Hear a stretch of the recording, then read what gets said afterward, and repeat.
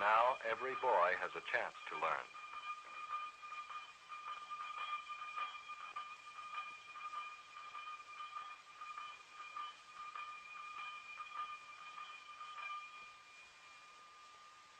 Yasin takes off his keffiyeh. So does Taysir. Schooling is very important. Too many of the grown-ups in Sahab cannot read or write at all.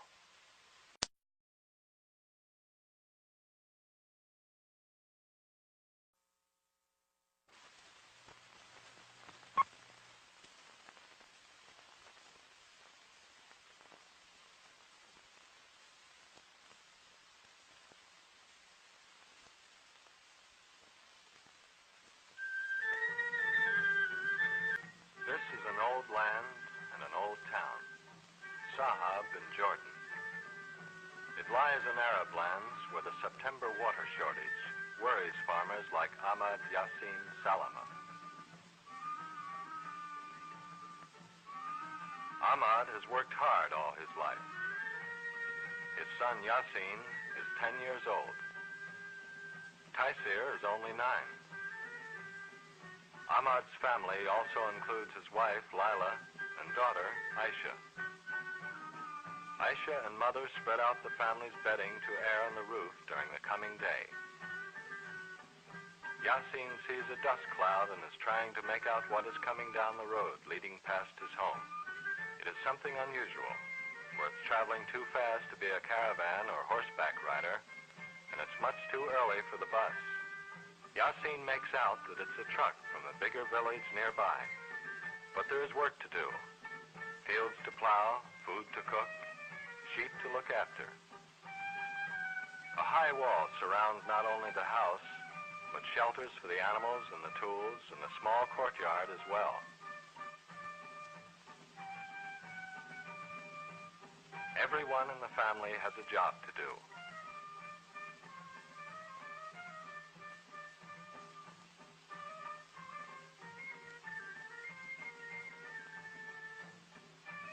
Taysir's job is to take the family's 2 sheep to the village shepherd. Aisha's first duty each morning is to sweep the hard-packed earth floor of the courtyard. Yasin helps father. They load the tools needed for the day's farming on the back of the family camel, and father lets Yasin ride for a little way.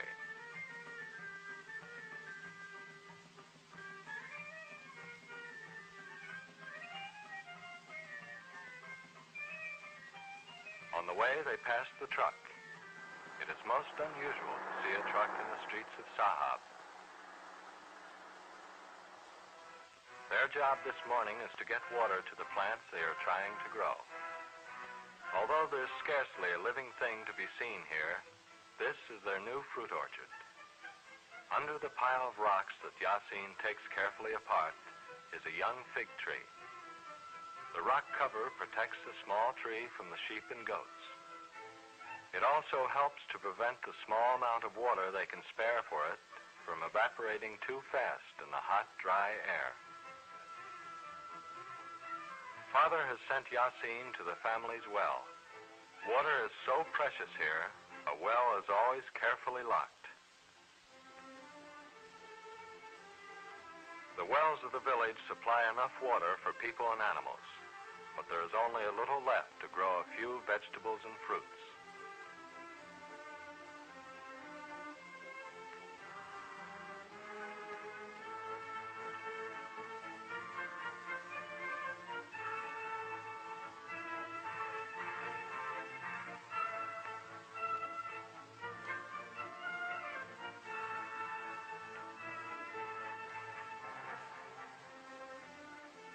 In very dry years, there is no water to spare for the trees. But now it is time for Yasin to go to school. Meanwhile, Taysir has reached the herd. He turns the sheep over to a hired shepherd. Food for the animals is scarce on the desert. They must wander during the cool hours to find the scant growth. Today, there is a government-supported school in Sahab. Father is one of the few men in Sahab who learned to read and write in Arabic. He learned from a religious leader. The boys of Sahab know the value of learning. The boys learn to read and write two languages, English and their own language, Arabic. Of course, they learn other things too, like arithmetic and geography and history, but right now the class is learning English. It is hard to learn a strange language, especially when it looks so different and reads from left to right. Arabic is easier for Yasin. For him, it reads in the correct direction.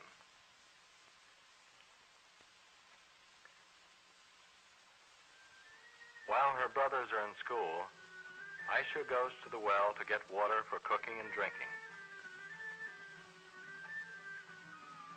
She carries the earthen jar easily on her head. There is no school for girls in the village, so Aisha stays at home and helps Mother. Mother is making bread, as she does each morning. The water that Aisha has brought is needed to finish the dough for bread. Aisha churns camel milk in an animal skin bag.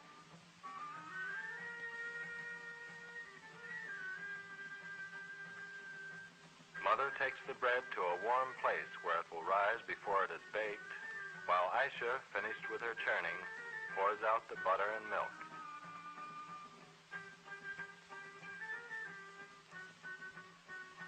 The fire was lighted some time ago, but is now burned down.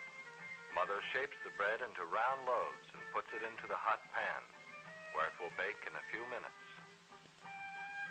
With the house tidy and food for the day prepared, Aisha and Mother find quiet work to do as the day gets warmer.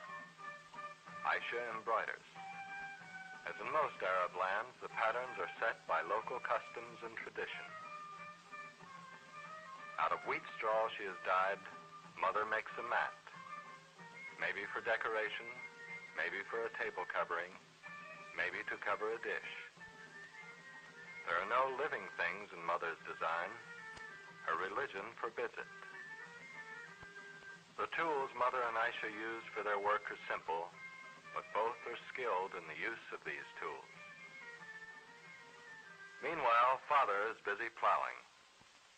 Each year he sows a large field with wheat, and if there are 3 or 4 rains during the winter, his crop will get enough water to grow.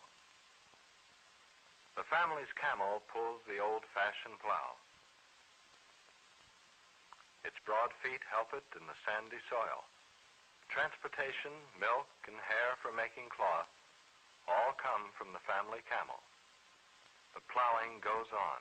Hot, hard, heavy work. The sun grows hotter and hotter, and finally it's too hot to work in the open anymore. Father finds a shady spot and rests until the worst heat of the day is over. The sheep are too hot to graze. There is no shelter on the hot plain beyond the village, so they huddle together, seeking the shade of each other's bodies. The village is very quiet. Everyone who can has gone inside to escape the fierce heat of the noonday sun. It is late afternoon, and school is over for the day. Yasin and Taisir are on their way through the village streets. The boys stop for a moment to say hello to their uncle, who runs the cloth shop, one of the few such shops in the village. Between them, the boys have one small coin, so they stop at a candy store. The shopkeeper wonders if they're ever going to make up their minds. They finally do, and the deal is made. The hard sugar candy is made in Damascus.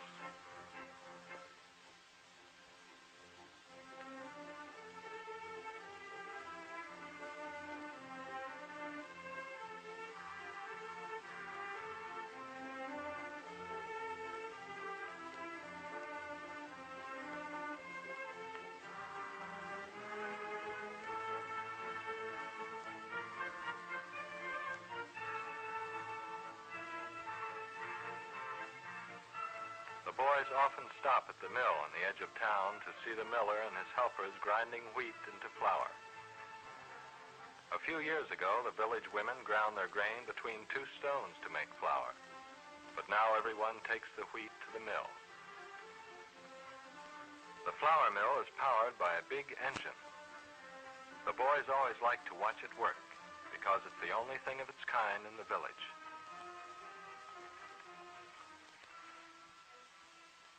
But now two friends of Yasin and Taisir call them to play one of their favorite games. It's a game very much like hopscotch. You toss a stone into a square and then pick it up, hopping on one foot without touching the lines with either your foot or the stone. If you miss, you lose your turn and give the stone to the next boy in line. This is a very popular game for Arabian boys, who often spend hours playing it. But well before dark, the boys must leave the game and do their evening chores. Taisir gets the family sheep and takes them home. Yasin goes to the field where father has been plowing and helps gather up the tools to take them home for the night. At the end of a hard day, the field seems to be a long way from town.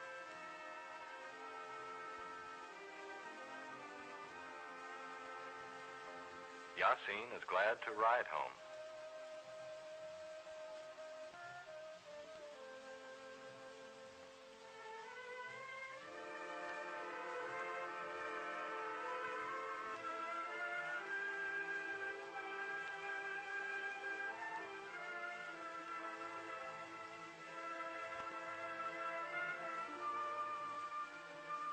As Yasin and his father enter the village, two Bedouins who live on the desert stop to say hello. Yasin sees the beautiful Arab horses and admires the Bedouins for their fine animals and free life. But when he stops to think, he is glad to have the camel. Yasin can see that the horses are fast and beautiful, but the tired old camel is much more important to Yasin and his family than any horse could be.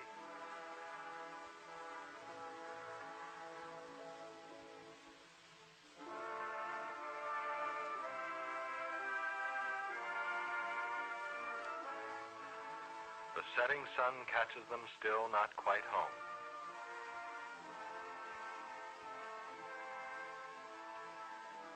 Father and the boys are all tired and hungry.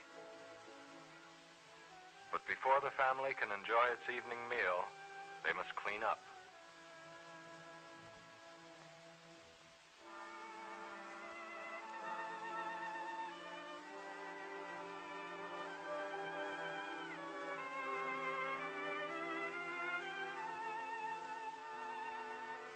Father must be especially careful, for once again it is time to pray to Allah. Father is the religious leader of the family. Like most other Arabs, he is a Muslim. Each day he prays 5 times, following a pattern set in the Quran, the Muslim holy book.